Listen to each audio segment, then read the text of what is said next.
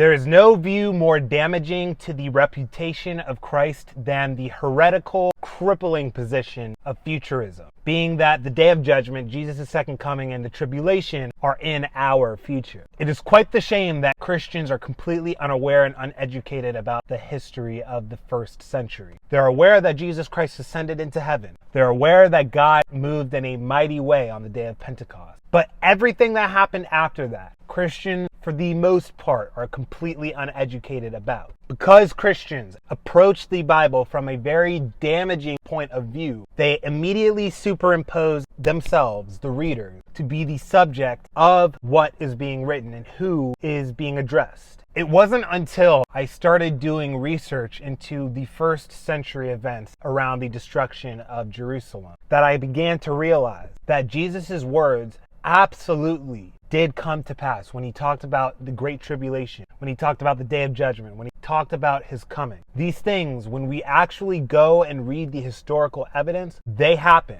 And so today we are going to be going over one of these pieces of evidence. It is written by a historian, a Jewish historian by the name of Josephus. I'm pretty sure a lot of you guys are familiar with his work. Specifically, we're going to be reading Josephus, The Jewish War, Book 6. Now, obviously in this video, I'm not going to go through the whole entire book. That is for you guys in your own free time to go search it out. But I'm going to point out some very, very interesting things that Josephus recorded about the days that he was living in. And then I'm going to connect it to the Bible, to what Jesus said, to the prophecies about the Day of Judgment. And I'm going to show and prove to you guys that you really need to do your research into the events of the first century, because you cannot afford to impose a concept about the Day of Judgment, Jesus' second coming, the tribulation, that was not originally explained and expressed in the text. You cannot do that. God is the storyteller. We cannot impose our own concept onto God's own story. Now, funny enough, Josephus referred to the scriptures and what they prophesied about the Day of Judgment and about the destruction of the city. And he connected that, what was written in the scriptures, to the days that he was living in. He said, "And who is there that does not know what the writings of the ancient prophets contain in them, and particularly that oracle which is now going to be fulfilled upon this miserable city? It is God, therefore, it is God himself who is bringing on this fire to purge that city and temple by the means of the Romans."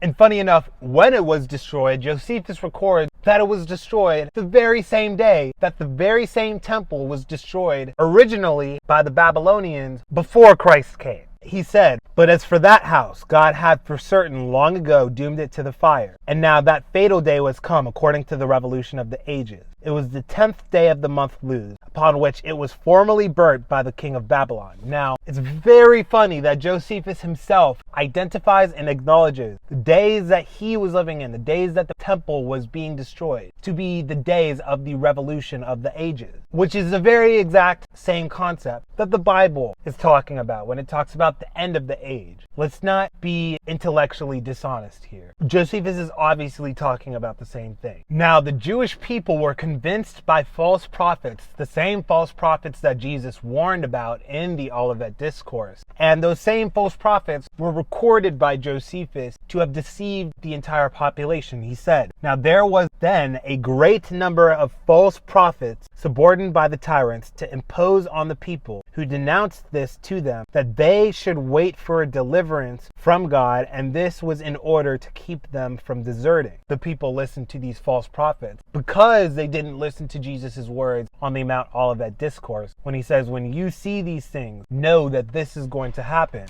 But probably the most interesting of all, Josephus records the supernatural events of the first century that started in 65 AD and went all the way to the destruction of the temple in 70 AD. He said, "But like men infatuated without either eyes to see nor minds to consider, did not regard the denunciations that God made to them. Thus there was a star resembling a sword, which stood over the city, and a comet that continued a whole year. Thus also before the Jews' rebellion, on the 8th day of the month, Xanthias, and at the 9th hour of the night, so great a light shone round the altar and the holy house that it appeared to be bright daytime. which light lasted for a half an hour. At the same festival, also a heifer, as she was led by the high priest to be sacrificed, brought forth a lamb in the midst of the temple. Very symbolic, understanding that Jesus was the lamb. Moreover, the eastern gate of the inner court of the temple, which was of brass, and had been with difficulty shut by 20 men, was seen to be opened of its own accord about the 6th hour of the night. Here's where things get interesting. Besides these, a few days after that feast, on the 21st day of the month Artemisius, a certain prodigious and incredible phenomena appeared. I suppose the account of it would seem to be a fable, were it not related by those that saw it, and were not the events that followed it of so considerable a nature as to deserve such signals.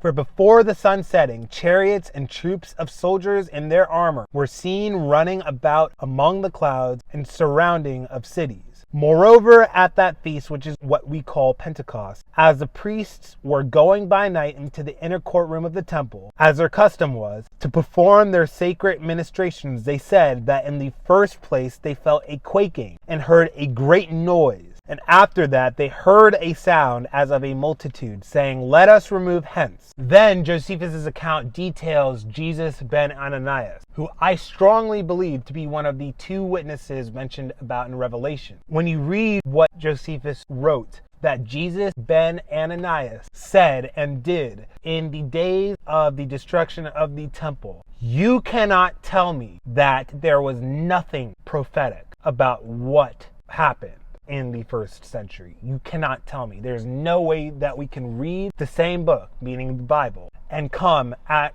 2 different conclusions. There's no way we would be able to come to the conclusion that the Great Tribulation is in our future, that Jesus Christ's return is in our future, and all of the above. And again, this is just a paraphrase of what Josephus accounted in his book. I encourage you guys to read the entire account, and I'm going to link it down in the description below, because this is just very surface level. He goes very in depth. This is history that all Christians must understand, otherwise they will continue to butcher the story, and the fruits of modern Christianity should tell you everything you know, that there's something off here. Again, the viewpoint of futurism cripples the church. If your whole entire viewpoint of the future is that we're doomed to fail, we are doomed for the entire world to turn against us, shit is really going to get bad. But then at the end of the day, God is just going to bail us out of here. No, that's not what the Bible details. That's not what the Bible explains. The Bible's viewpoint of the future is one of victory, not of loss. And so we really must wrestle with,